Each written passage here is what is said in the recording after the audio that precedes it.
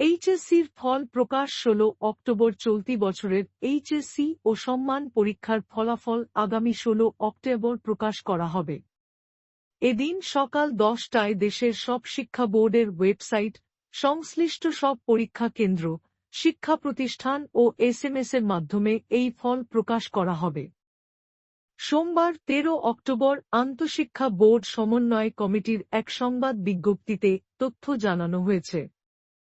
আরও পড়ুন। হজে যেতে নিবন্ধন করেছেন ৪৪,৬৮৫ জন। মাধ্যমিক ও উচ্চ মাধ্যমিক শিক্ষা বোর্ড ঢাকা, রাজশাহী, কুমিল্লা, যশোর, চট্টগ্রাম, বরিশাল, সিলেট, দিনাজপুর, ময়মনসিংহ, বাংলাদেশ মাদ্রাসা ও বাংলাদেশ কারিগরি শিক্ষা বোর্ডের এসএসসি ও সম্মান পরীক্ষা ২০২৫-এর ফল আগামী ১৬ অক্টোবর সকাল ১০টায় ষষ্ঠ শিক্ষা বোর্ড থেকে প্রকাশের ব্যবস্থা গ্রহণ করা হয়েছে। এতে জানানো হয়, সংশ্লিষ্ট প্রতিষ্ঠানগুলো ওয়েবসাইটের রিজল্ট কর্নার-এ ক্লিক করে বোর্ড ও প্রতিষ্ঠানের এর মাধ্যমে ফলাফল ডাউনলোড করতে পারবে।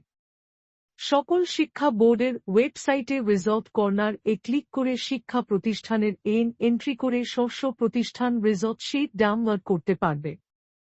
এছাড়া স্ব শিক্ষা প্রতিষ্ঠান হতে শিক্ষা বোর্ডসমূহের সমন্বিত ওয়েবসাইট ঠিকানা এবং সংশ্লিষ্ট বোর্ডের ওয়েবসাইটের মাধ্যমে ফলাফল সংগ্রহ করতে পারবে পরীক্ষার্থীরা। নির্ধারিত শর্ট কোড ১৬,২২২ এই এসএমএস-এর মাধ্যমে ফল পাওয়া যাবে।